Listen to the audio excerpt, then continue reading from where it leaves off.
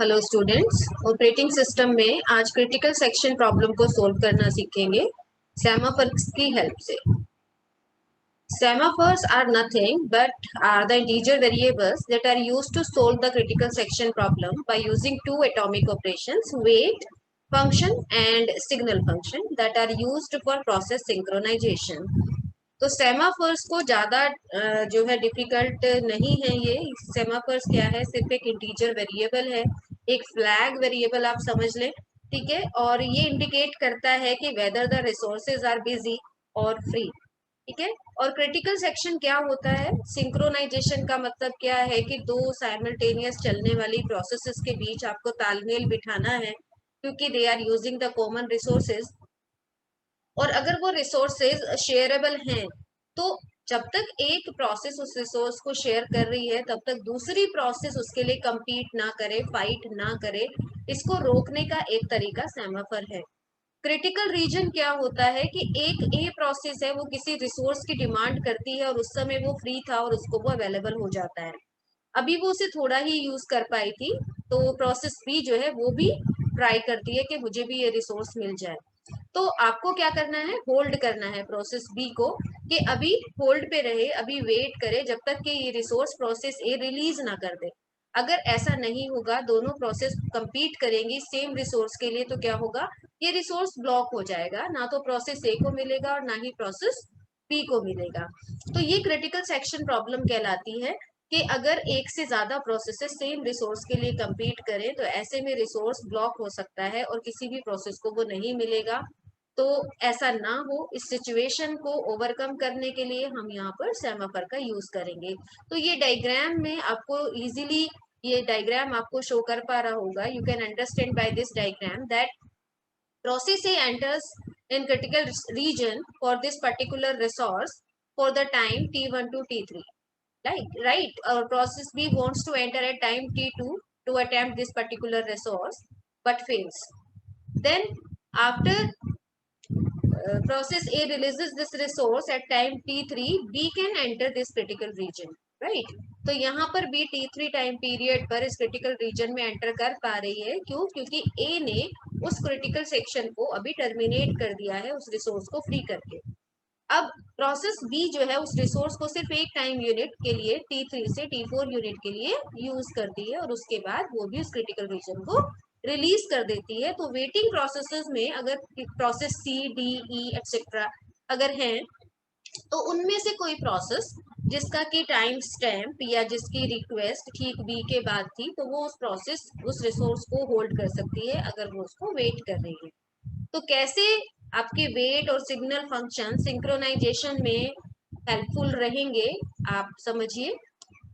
The wait operation decrements the value of its argument s. So let's suppose our semaphore variable is s, the integer variable is s, which has a value 1. If it is positive, that is 1. If s is negative or 0, that is lesser than equals to 0, then no operation is performed.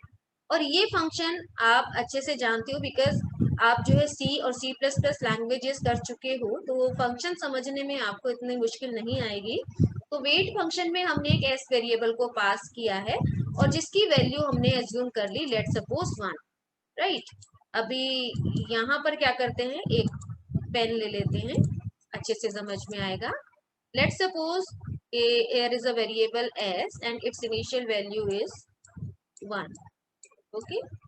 तो wait function में जब इस s की value को 1 पास किया तो क्या हुआ, क्या 1 लेसर देन इक्वल्स टू 0 है?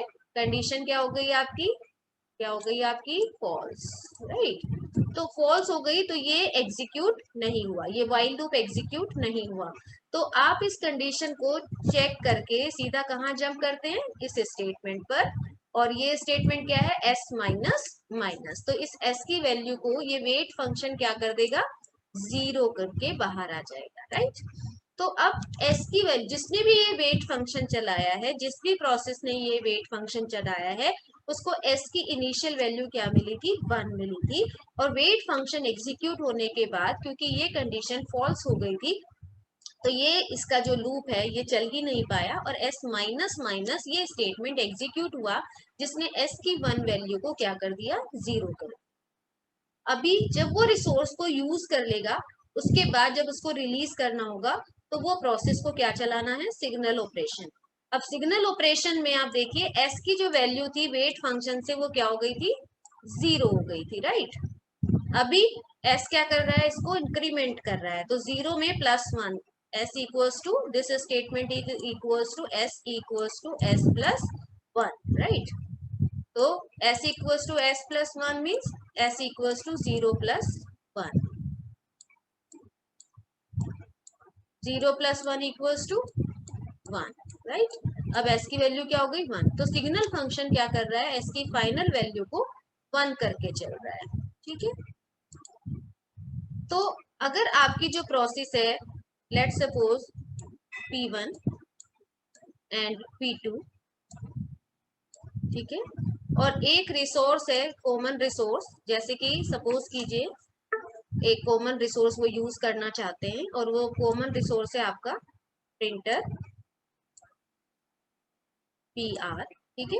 अभी s की वैल्यू इनिशियली क्या लेकर चले हैं, इस रिसोर्स के लिए 1 लेकर चले हैं, 1।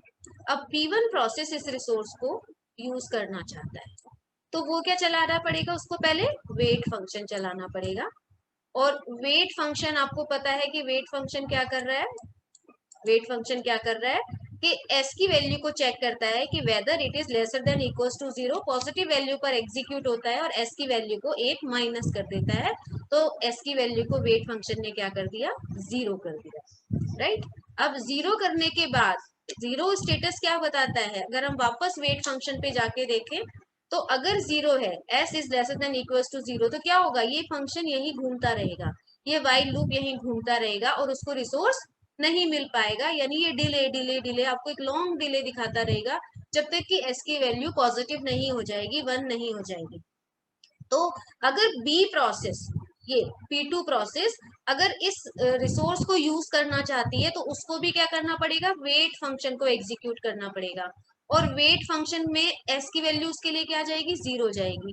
और 0 का मतलब क्या है कि s अगर लेसर देन इक्वल्स टू 0 है तो यहाँ लूप टर्मिनेट हो रहा है, यानी इसी में वो घूमता रहेगा जब तक कंडीशन ट्रू है, घूमता रहेगा घूमता रहेगा घूमता रहेगा।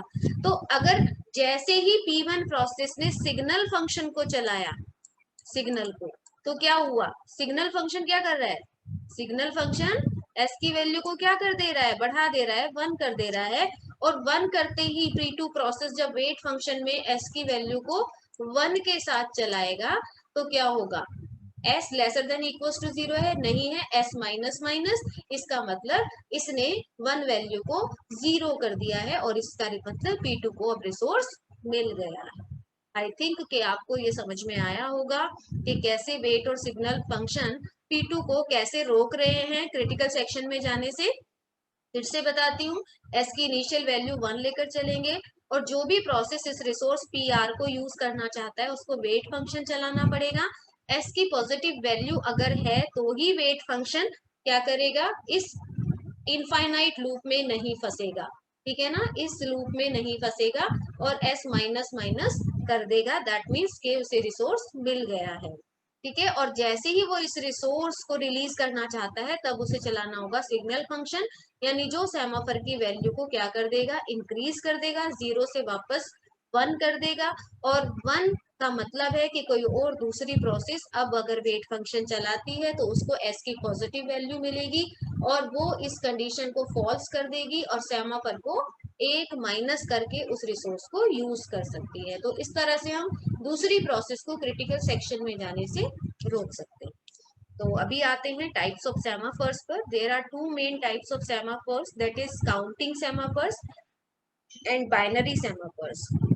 बाइनरी सेमाफोर का एग्जांपल मैंने अभी आपको दिया है जिसमें 0 और 1 हम सिर्फ 2 ही वैल्यूज पर चल रहे हैं और जीरो इंडिकेट एस की जीरो वैल्यू, सेमाफोर की zero value indicates that resource is busy with another process, और एस की value 1 indicates that the resource is free for you, you can execute your wait function. Counting semaphores में जैसे अभी मैंने एक resource लिया printer, तो आपके पास हो सकता है कि रिसोर्सेज बहुत सारे इंस्टेंसेस हों उस पर्टिकुलर रिसोर्स के। जैसे प्रिंटर के आपके पास 4 इंस्टेंसेस अवेलेबल हैं, कोई डेस्कजेट प्रिंटर है, कोई आपका इंकजेट प्रिंटर है, कोई लेजर प्रिंटर है, कोई डॉट मैट्रिक्स प्रिंटर है। तो you may have more than one resources instances of a resource, more than one instances of a resource. तो ऐसे में काउंटिंग सेमाफोर तब तक काम करते हैं जब तक कि सारे रिसोर्स के इंटेंस कंप्लीट ना हो जाएं, ठीक है। तो तब तक वहां पर आप काउंट कर सकते हो, और उसके बाद जैसे जैसे प्रोसेस उन रिसोर्स इंस्टेंसेस को छोड़ता जाए तो काउंटिंग माइनस माइनस होती रहे। तो यहाँ पर जो उसका एक्सटेंट है वो नंबर ऑफ इंस्टेंसेस के इक्वल होगा, और उसके बाद बिजी स्टेटस आएगा।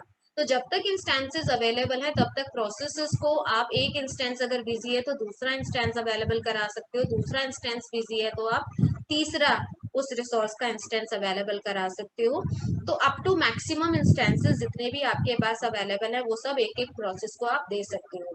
और जब सारे इंस्टेंसेस ऑक्यूपाइड हो जाएंगे तब नई आने वाली प्रोसेस अगर उनमें से किसी एक इंस्टेंस को लेना चाहती है तब उसको वेट करना पड़ेगा। तो सेमाफोर्स, काउंटिंग सेमाफोर्स इस तरह से काम करते हैं। तो these are integer value semaphore and have an unrestricted value domain. These semaphores are used to coordinate the resource axis where the semaphore count is the number of available resources. If the resources are added, semaphore count automatically incremented.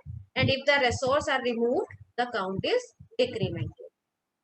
Binary semaphores. The binary semaphores are like counting semaphores, but their value is restricted to 0 and 1.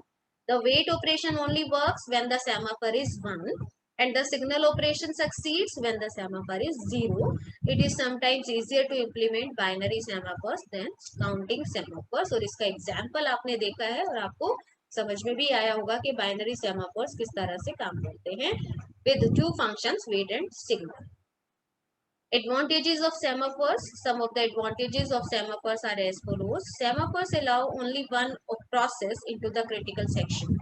They follow the mutual exclusion principle strictly and are much more efficient than some other method of synchronization.